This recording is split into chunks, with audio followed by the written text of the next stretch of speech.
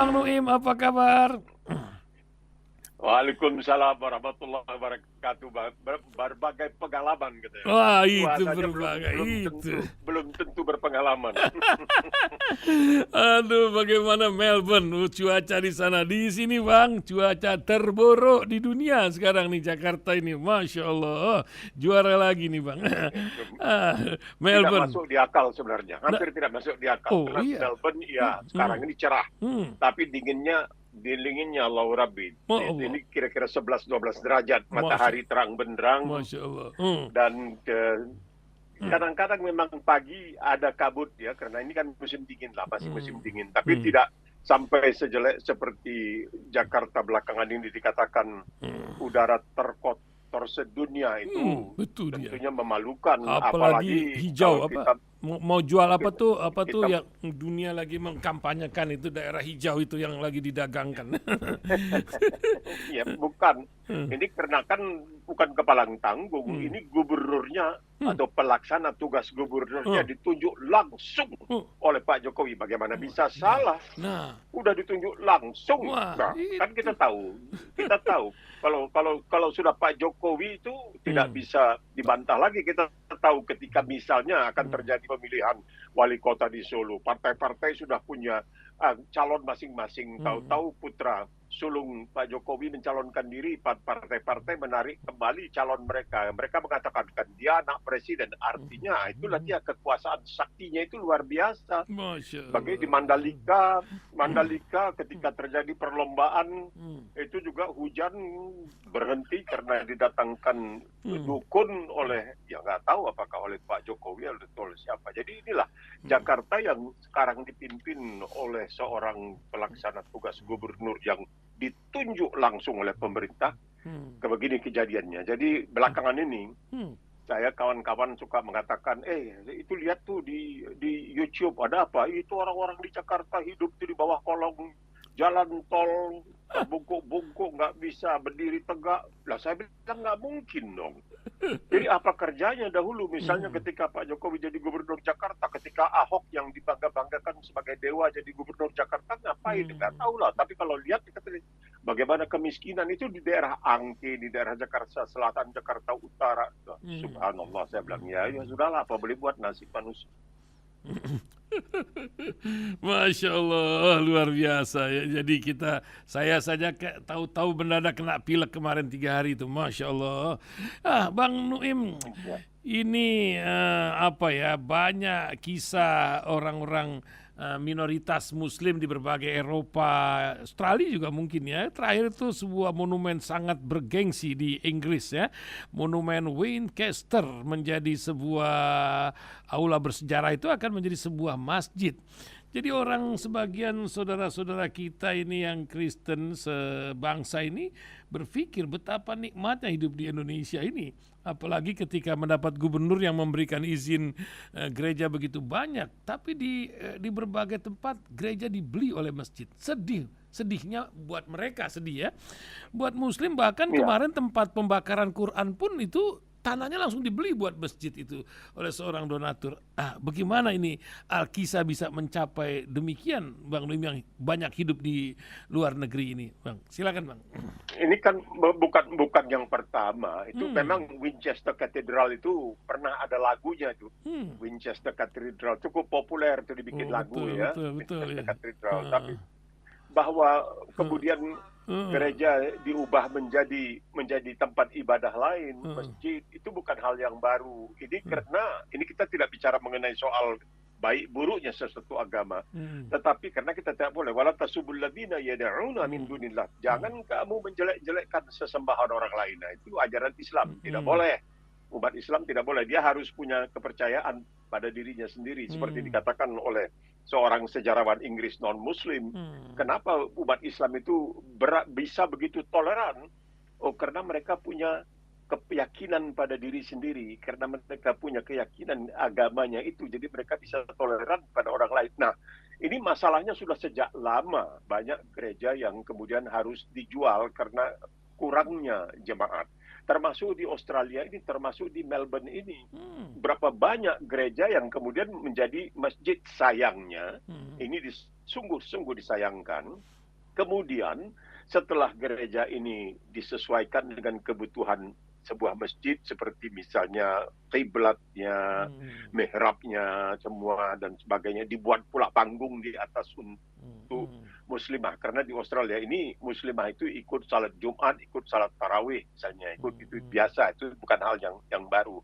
Nah, sayangnya setelah itu dibangun begitu bagus dan itu menunjukkan kepada bangsa di Australia ini, kepada rakyat di Australia, toleransi bahwa gereja pun, karena Sayyidina Umar bin Khattab radhiyallahu anhu ketika ditawari untuk salat di gereja Yerusalem atau Al-Quds, menolak bukan karena tidak boleh katanya, tapi karena takut nanti memberi contoh kepada umat Islam lainnya. Mereka kalau mau salat, mereka datang ke gereja, umat Kristen tidak punya tempat untuk beribadah. Nah, itu toleransi. Padahal waktu itu Umar bin Khattab adalah khalifah. Khalifah, dia juga Amirul Mukminin dan sebagainya, balik berkuasa, menerima kunci dari Yerusalem, dari tangan penguasa sebelumnya ke tangan Muslim.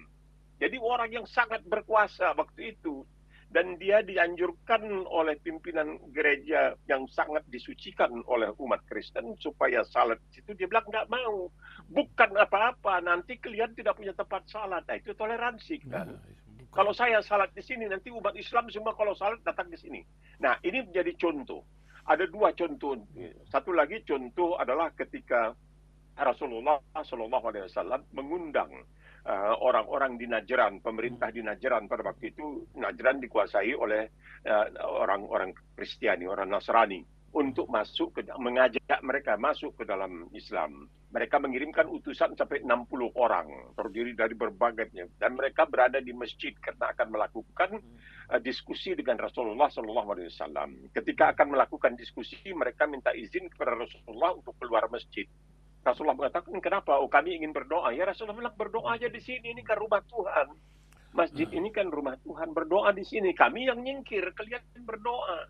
Nah, tapi memang diskusi itu tidak berhasil karena mereka waktu itu begitu diriwayatkan mengatakan, ya Muhammad, kami tidak bisa menerima kamu karena kamu itu tidak sehebat seperti Isa, Abna Maryam. Isa tidak punya bapak, ya, dan kamu punya ibu, punya ayah.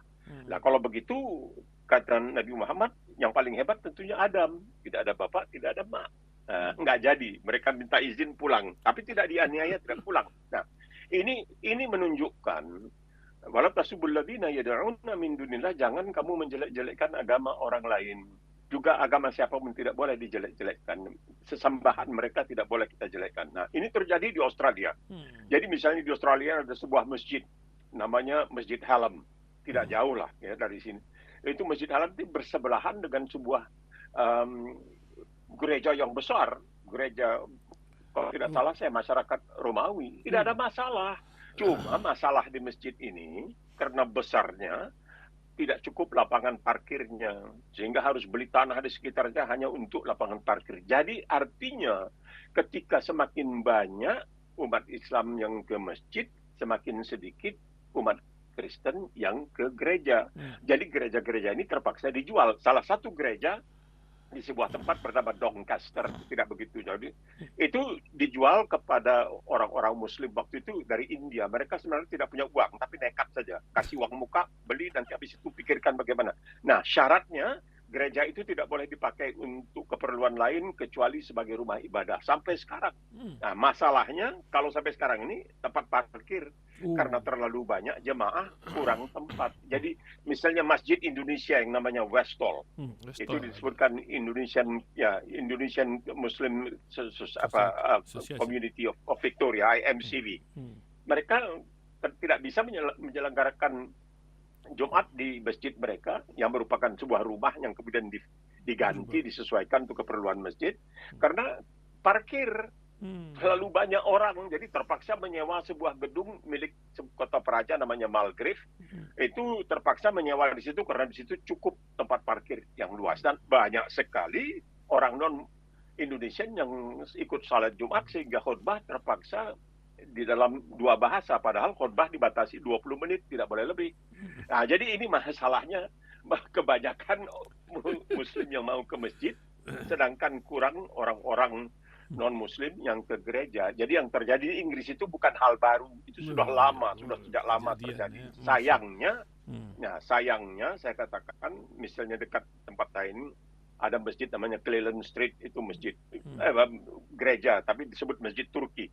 Kemudian mereka bongkar, mereka bangun masjid seperti di Istanbul. Kemudian orang Bosnia begitu juga, beli gereja, beli sekolah Katolik dan lain sebagainya, bagus, gerejanya sudah diubah menjadi masjid. Sekarang dibongkar dan mereka bangun sebuah masjid yang besar namanya Noble Park.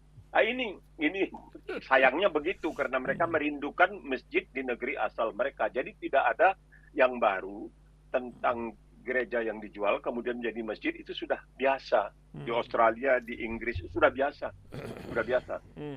Ya, ya, alhamdulillah ya, Pak. Mungkin apa yang menyebabkan mereka kembali atau kembali kepada Islam ya, Bang Nuim bisa mengingat. Ini ada sebuah kejadian masih di Inggris, Bang Nuim. Ada Anthony Mark Wainwright yang baru beberapa hari orang yang terkena kanker itu karena dia bekerja berbarengan dengan seorang Muslim, dia meminta dikuburkan di tempat Muslim. Akhirnya temannya mengatakan, Anda harus sadat dulu. Maka orang yang tidak pernah sholat ini, macam kejadian di zaman Rasul terjadi di dalam. Bagaimana Bang Nui melihatnya, Bang Nui? Ya. Fenomena ini. Jadi biasa, ini bukan hal baru. Sekarang ini bukan hanya di Inggris, di sini nih. Kemarin dulu ada seorang bekas pemain bola Australia, bukan bola sepak bola Australia yang sangat populer di Australia itu. Dia menjadi Muslim dan kemudian pada usia 52 tahun meninggal karena waktu menjadi pemain bola rupanya sering terjadi gegar otak dan tidak dipedulikan atau tidak diketahui, jadi meninggal. Dan dia tahu ini Muslim, ini bagaimana? Ini hari, insya Allah hari ini akan dikuburkan di pekuburan Muslim. Jadi tidak menjadi sesuatu yang aneh dan luar biasa, karena Al-Quran kan mengatakan lam yakunil ladzina kafaru min ahlil kitab ini dan wal musyrikina munfakkina hatta ta'tiyahum, sampai datang pada al-bayyinah. Sampai, jadi artinya mereka yang tidak percaya, mereka yang kafir dan lain sebagainya tidak mau percaya sebelum datangnya bukti. Nah, bukti itu datangnya bisa macam-macam. Al-bayyinah itu bukti tentang agama Islam itu bisa macam-macam. Misalnya, kita ambil satu contoh yang sangat-sangat kecil. Rasulullah SAW mengatakan, ketika kamu diamu oleh angkara murka, oleh marah, maka kalau kamu waktu itu berdiri, duduklah. Duduklah. Itu akan mengurangi angkara murka kamu. Nah, kalau masih belum berkurang untuk kemarahan, maka coba kau berbaring. Nah, ini sunan dari Abu Daud ya. Abu Daud dalam hadisnya mengatakan, Rasulullah mengatakan, kalau kamu diamu angkara murka, lagi berdiri, duduk. Kalau kamu lagi duduk tidak juga hilang itu angkara murka, marah itu, maka berbaring. Nah, sekarang ini ada seorang ahli yang nggak tahu dari mana dia, namanya Dr. Andrew Huberman, profesor neurobiologi di Universitas Stanford di Amerika Serikat. Dan dia bikin suatu penelitian dan sampai kepada kesimpulan bahwa ketika manusia itu berdiri, bentuk otaknya begini. Ketika dia duduk, itu mengurangi. Ada neuron yang dikirimkan oleh otak itu berkurang, sehingga orang itu menjadi lebih tenang. Ketika tidak juga, kalau dia berbaring, lebih tenang lagi. Dia berbaring lebih tenang lagi, sehingga amarahnya itu hilang. Karena apa? Dan dikatakan bahwa senjata utama Rasulullah SAW, tanyakan kepada Ustaz Husin, adalah sabar. Itu. Makanya Allah SWT mengatakan innallaha ma'as-sabirin, sehingga dikatakan dalam bahasa Inggris mengenai Islam ya, orang yang tidak punya kesabaran, tidak punya keyakinan, artinya tidak bisa dikatakan bahwa dia Muslim karena dia kurang sabar. Ya, dan sekarang terbukti. Kenapa Rasulullah menyuruh orang duduk? Rupanya dengan menduduk itu menenangkan pikiran. Kalau tidak juga, dia baring. Sekarang dibuktikan oleh seorang ahli neurobiologi, ahli otak dari Amerika, Andrew Huberman, dari Universitas Stanford, salah satu universitas yang sangat terkenal di Amerika Serikat. Dia mengatakan, dia tidak tahu tentang hadis ini. Dia hanya mengucapkan begitu saja. Lalu orang bilang, lah, ini kok persis seperti yang dikatakan oleh Rasulullah SAW. Kalau kamu sedang marah, maka kamu harus duduk. Kalau tidak juga hilang itu kemarahan, maka kamu harus berbaring. Nah, ini menarik sekali. Ya. Jadi itu sebagai satu contoh tentang Rasulullah itu seorang yang illiterate, buta huruf. Saya lagi baca sebuah buku perbedaan antara Sunnah dan Syiah ditulis oleh non-Muslim. Memang dia agak bias ya terhadap Islam, itu dia sebut orang yang suka berperang dan lain sebagainya. Tapi itu persoalan lain. Dia mengatakan Rasulullah itu illiterate, al-ummi, orang yang tidak bisa baca, tidak bisa tulis. Kenapa bisa kasih nasihat? Kenapa bisa kasih petuah yang terbukti secara ilmu pengetahuan di zaman itu 1400 yang lalu? Bagaimana ini? Ya, luar biasa. Itu al-bayyinah itu merupakan tantangan yang sekarang terbukti. Jadi tantangan yang disampaikan itu bahwa ini lam yakunil ladzina kafaru min ahlil kitab wal musyrikin munafiqina hatta ta'tiyahumul bayyinah. Ini bayyinah ini kan artinya bukti. Menjadi bukti. Contoh. Itu menunjukkan ya itu soal yang sangat kecil ya, sangat kecil tapi punya arti, dan yang melakukan itu adalah orang-orang non-Muslim yang tidak sengaja. Mereka bikin satu, ya orang bilang lah ini seperti ajaran Islam, cuman yang sedihnya umat Islam sendiri tidak mengkaji hal-hal yang seperti ini. Masya Allah. Nah, cerita kesabaran mungkin Bang Nuim ya. Apakah ini sebuah kesabaran dari negara-negara geopolitik di Timur Tengah ketika Iran menjadi sebuah permasalahan dengan Saudi dan sekarang nampaknya sudah kembali cair? Apakah ini buah kesabaran atau juga ketika Saudi sekarang membuka perwakilan di Palestina? Ketidaksabaran Netanyahu kah ketika Heng Hong masih terjadi sehingga Australia mengatakan wilayah pendudukan kembali terungkap di sana. Ini kan banyak Yahudi di Melbourne sendiri, Bang Nuim. Apa yang terjadi terhadap perkembangan geopolitik di sana? Silakan, Bang. Ya malu dong. Australia tentunya malu karena mereka menganggap dirinya sebagai negara yang betul-betul negara demokrasi, yang sangat demokratis, di mana setiap orang punya hak dan lain sebagainya. Dan persoalan Palestina ini bukan hanya persoalan Palestina, tetapi di persoalan umat manusia secara keseluruhan. Di satu sisi kita mengecam, misalnya banyak yang mengecam Rusia karena melakukan apa yang dilakukannya di Ukraina. Tapi kenapa kita membisu 1000 bahasa, askut sakit kata orang-orang Arab ini, membisu 1000 bahasa dalam persoalan Palestina. Jadi Australia akan dituduh sebagai munafik, sebagai hipokrit, maka dia kembali. Dan ini membuat organisasi-organisasi Yahudi di Australia sangat berang, sangat marah terhadap Australia. Padahal di dalam batang tubuh kabinet Australia itu ada orang-orang Yahudi, bukan tidak ada. Tapi mereka juga harus patuh kepada kehendak dari partai buruh yang mengatakan, cuman dituduh, wah ini Perdana Menterinya katanya takut sama kelompok kiri dalam partai buruh karena mereka sebentar lagi akan mengadakan muktamar nasional, begitulah kira-kira kalau dibandingkan dengan di Indonesia.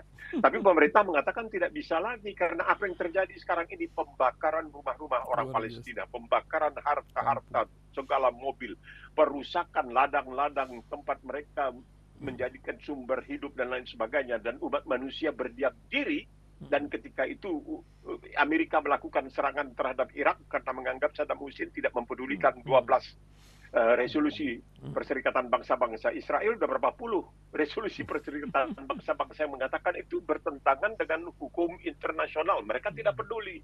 Jadi tidak bisa kita mencela sesuatu pada suatu pihak tapi melindungi pihak yang lain yang melakukan yang sama. Jadi seperti dikatakan oleh seorang pendeta yang cukup terkemuka di Afrika Selatan, ya, Desmond Tutu, dia mengatakan, Desmond Tutu mengatakan, kalau kamu melihat kezaliman, lalu kamu mengatakan saya netral, artinya kamu berpihak kepada kezaliman.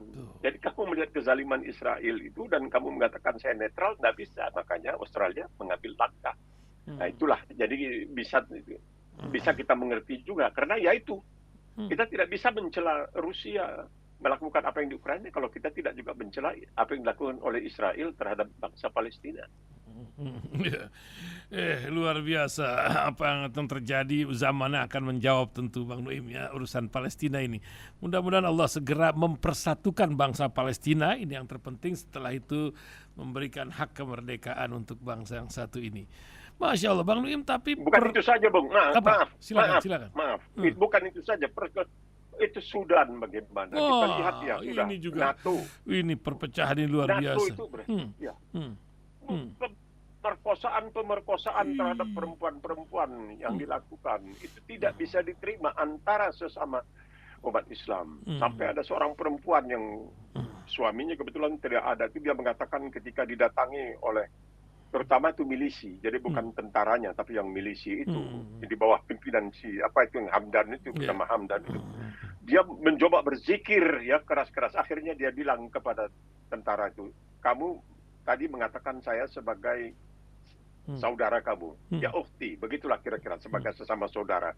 Jadi katanya kamu mau menyetubuhi saya dan lain sebagainya, tapi tidak dipedulikan. Nah, belakangan dia minta tutup pintulah, jangan sampai dilihat oleh tentara-tentara lain kamu melakukan pemerkosaan terhadap saya. Jadi dia diperkosa, kemudian dia melarikan diri ke tempat kenalannya, saudara sahabatnya, mereka mandikan dia dengan air garam. Rupanya di Sudan itu kalau ada perempuan diperkosa itu untuk membersihkan dalam tanda kutip itu dimandikan dengan air garam dan lain sebagainya. Ini terjadi di negeri Muslim, tapi kita tidak tahu siapa yang mereka. Ya, betul. Mereka menyingkirkan Umar al-Bashir. Katanya dia diktator dan lain sebagainya. Ya, pintarlah mereka itu di baratnya. Nah, sekarang apa yang terjadi? Apa yang terjadi di Mesir ketika mereka menyingkirkan Muhammad Mursi? Apa yang terjadi oleh tentara di Mesir? Berapa banyak yang telah tewas? Apa yang terjadi di Aljazair ketika waktu itu gerakan penyelamatan Islam dipastikan akan memenangkan pemilihan umum dan mereka sudah berjanji akan mendirikan sebuah negara Muslim, lalu tentara melakukan kudeta. Apa yang terjadi? Mereka marah dan lain sebagainya. Kenapa sekarang ini di Niger mereka ribut? Oh, tidak boleh tentara ambil alih, karena itu demokrasi. Nah, ini kenapa di Mesir, di Sudan, dan sekarang ini mereka hancur leburkan Libya. Coba mereka bayangkan, mereka bikin di Libya itu perang saudara, mereka menyebabkan di Suria dan lain sebagainya. Ya, sudah umat Islamnya mau. Jangan lihat jauh-jauh, di kita saja kadrun, padahal dia sendiri Muslim, dia menyebut kita ini kadrun, yaitu umat Islam dengan umat Islam. Padahal dikatakan kan itu bersaudara, ukhwah fa aslihu baina akhawaikum innamal mu'minuna ikhwah, jadi sahabat. Apa bukan sahabat, saudara. 3 hari saja kata Rasulullah, kalau kamu memutuskan hubungan silaturahim dengan saudara kamu 3 hari saja, itu dosanya besar. Ini berseberangan begitu hebat. Bagaimana umat Islam? Luar biasa. Nah, Bang Nuim, ini ada sebuah fenomena yang nampaknya samar-samar kita sudah tahu sejak zaman dulu. Namanya pasukan bayaran. Yang terkenal sekarang namanya Wagner. Nah, sedang berkumpul di Belarusia, menyebabkan Polandia 10.000 pasukan disiapkan di seberang sana. Saya ingat dulu ada pasukan Gurkha, Turki juga pasukannya ada yang bayaran, Fatimiyah juga ada, Belanda juga bawa-bawa pasukan juga waktu di company ini menjajah kita. Sekarang juga ada pasukan bayaran seperti Buzzer RP lah yang sedang ngetren. Apa ini motivasi ini? Dan ini rela membunuh karena dibayar ini. Ini apakah makhluk-makhluk istimewa atau macam mana Bang Nuim yang sedang terjadi nih di antara fenomena pertempuran geopolitik yang nampaknya sedang jenuh Eropa dengan perang yang nggak berkesudahan ini, sedang mencari tempat lain untuk dipindahkan. Silakan Bang Nuim. Saya melihatnya bukan bayaran ya, tapi mereka sewaan. Karena semua serdadu itu, semua tentara itu dibayar. Ya kan? Iya betul. Ya, dia prajurit dibayar. Jadi betul. sebenarnya mereka di sewaan. Siapa yang bisa nyewa, siapa yang punya uang. Jadi tidak punya kesetiaan kepada sesuatu. Nah, Wagner ini kan banyak sekarang ini tentaranya diambil dari penjara. Yaitu narapidana, terutama yang mereka yang telah menjalani atau sedang menjalani hukuman atau menantikan eksekusi hukuman mati dan lain sebagainya, itu itu disewa untuk mau ikut bertempur di Ukraina. Sekarang mereka di Belarus dan mereka sudah banyak kabarnya yang menyusup ke Polandia. Nah, Polandia ini negara yang paling keras, Katoliknya itu sangat keras di sana dan mereka gusar sekali ini melihat ini penyusupan-penyusupan yang terjadi. Dan mereka juga dikerahkan sampai ke Afrika. Tapi ini bukan soal baru seperti yang dikatakan oleh Ihsan tadi bahwa di zaman Fatimiyah itu dan lain sebagainya juga ada. Jangankan itu di zaman modern juga di Perancis. Nah, ini lagi-lagi ke Perancis sangat terkenal yang disebutkan the Foreign Legion atau legion asing. Jadi ada mereka biasanya menerima orang-orang yang sudah pernah punya latihan tentara. Jadi ketika misalnya berbuat kesalahan melarikan diri ditampung di dalam Foreign Legion ini, mereka meneruskan karir dan mereka itu dibayar disewa sebenarnya oleh Perancis. Dan ini adalah suatu fenomena yang dimanfaatkan oleh Rusia dengan Wagner ini. Ya, ini aneh kan, kalau pakai namanya nama Jerman. Wagner ini kan seorang, kalau tidak salah saya komponis yang terkenal dari Jerman dan lain sebagainya. Tapi mereka juga tidak begitu mempan. Karena apa? Mereka mengatakan ada kesalahan utamanya itu adalah dalam batak tubuh ketentaraan profesional Rusia sendiri. Jadi menunjukkan, segala ini menunjukkan sehebat-hebatnya suatu negara itu rupanya ada kekurangan-kekurangannya. Kita melihat saja suatu kenyataan yang sangat menarik. Ini terbuka, ini makar, nggak tahu bakar siapa ini. Nah, kalau kita sebagai Muslim, makar Allah, kita lihat ini. Kita lihat semua ini. Dan ini membahayakan. Tapi kan seperti dikatakan bahwa tentara sewaan itu sudah ada dan mereka itu tidak punya kesetiaan kecuali kepada yang mau membayarnya. Jadi mereka itu bertempur bukan karena kesetiaan tetapi karena bayaran. Siapa yang membayar lebih tinggi mereka bisa disewa. Ini yang celakanya sekarang di Afrika sudah banyak mereka. Sudah banyak kita melihat ini terjadi betul-betul dan sesuatu yang sangat merisaukan. Tapi ya itulah kenyataannya dan ya kita tahu juga lah Amerika juga dulu membayar itu seperti di Nicaragua, di Vietnam, di mana-mana juga, tapi tidak begitu berhasil kan apa yang mereka lakukan. Ya Amerika itu punya pasukan khusus, ada pasukan yang mereka sewa, bukan tidak ada. Di Irak tuh mereka pakai kejam-kejam itu luar biasa. Jadi pasukan sewa ini seperti yang dikatakan tadi, misalnya Gurkha.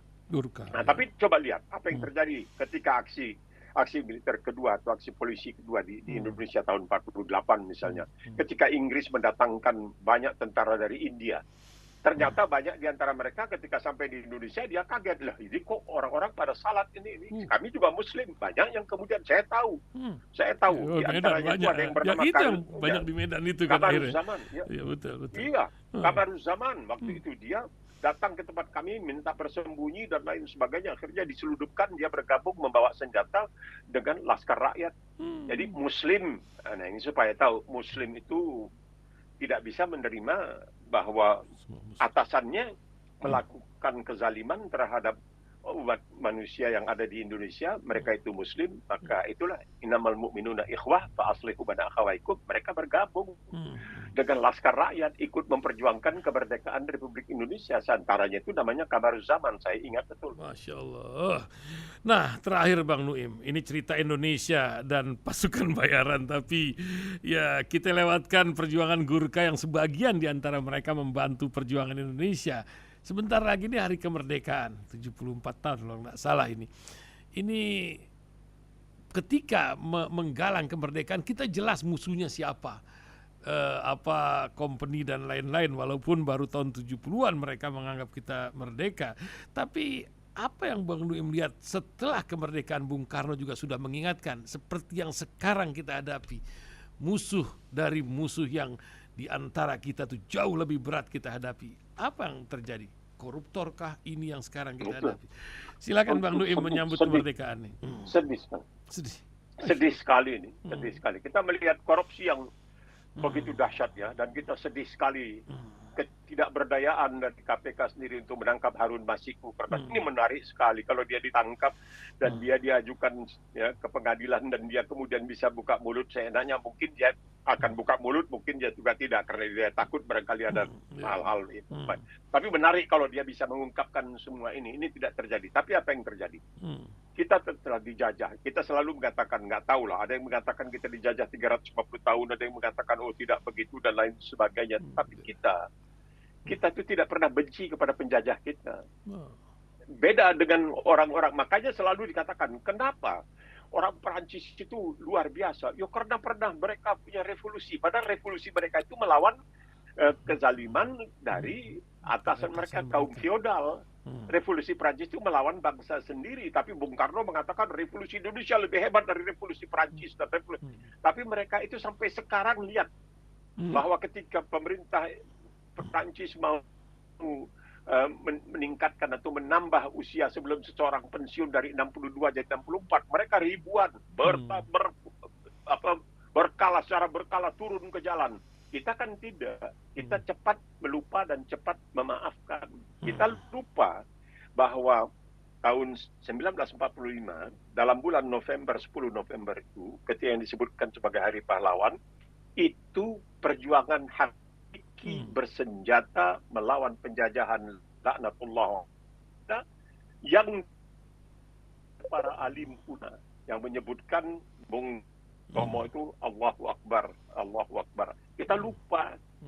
Sehingga sekarang kita jelek-jelekkan umat Islam yang padahal buyut kita itu punya sumbangan yang begitu dahsyat.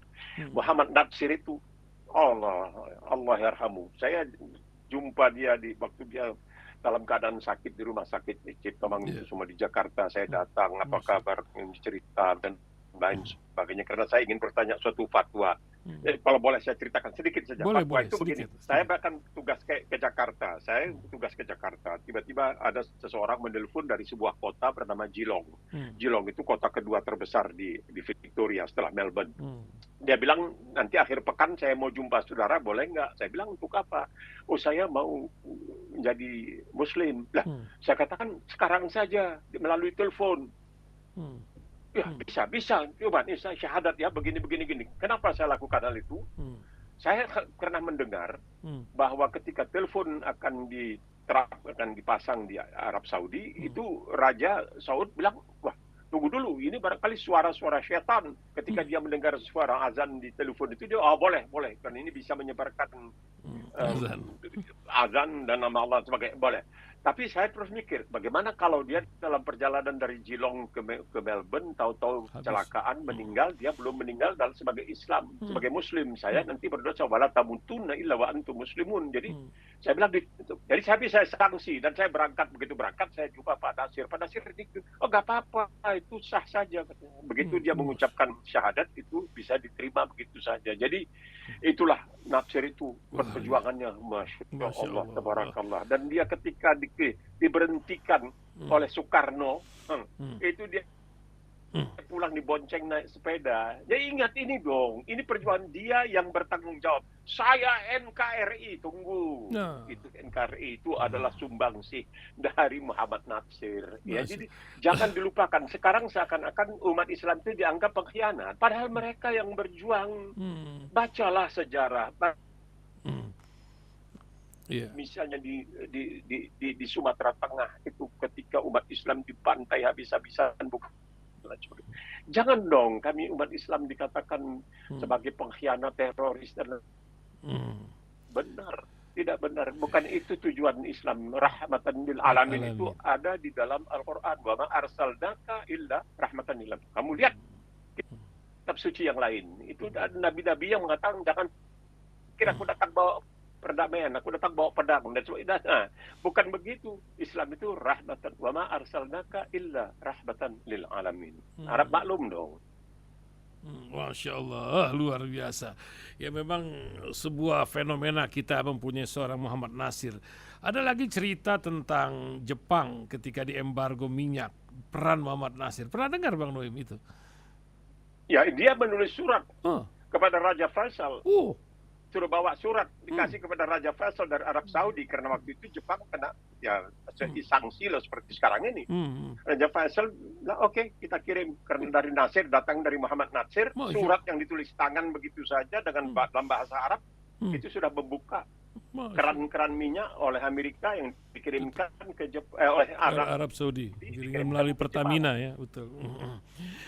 Luar biasa. Iya, ya itu melalui Pertamina, untungnya luar biasa. Tapi besar. Kenapa tidak ada yang mengingat tentang sumbangan umat Islam itu? Seakan-akan umat Islam itu jahat, kadrun, dan lain sebagainya, dan mereka hanya nyengir-nyengir saja. Mereka tidak tahu bagaimana sumbangsi umat Islam. Saya NKRI dan saya itu semuanya. Kalau Pancasila, okelah ketuhanan Maha Esa, ya. Satu-satu. La ilaha illallah itu satu.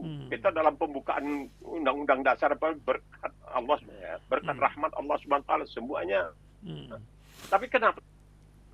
Jadi seakan-akan kita mau dijelekkan dan kita mau disingkirkan, mayoritas itu dianggap jahat, kadrun, dan itu kan tidak benar. Jadi artinya air susu dibalas dengan air tuba. Orang yang tidak tahu berkasih, wah itu orang yang paling hina di dunia ini sebenarnya. Masya Allah. Terima kasih Bang Nuim, luar biasa di menjelang hari kemerdekaan. Terima kasih Bang Nuim. Oh ya, salam, kemarin ada tamu kita ke sini Bang Nuim. Habis siaran dipikir Bang Ihsanuddin Nursi ada atau Bang Nuim kan hari Senin. Tamunya seorang tokoh. Salam, namanya Pak Amin Rais. Kemarin pagi datang ke sini. Beliau ini tidak jenuh-jenuhnya berjuang. 80 tahun usianya, saya tanya sekarang, tahun ini insya Allah, kata luar biasa. Nah, terima kasih. Itu saya 5 tahun lebih tua dari dia. Oh iya, 5 tahun lebih tua. Luar biasa ini orang-orang berminyak ini. Terima kasih Bang Nuim, pagi ini 30 menit sudah kita menemani pendengar di seluruh jagat raya. Assalamualaikum warahmatullahi wabarakatuh, Bang Nuim. Waalaikumsalam warahmatullahi wabarakatuh.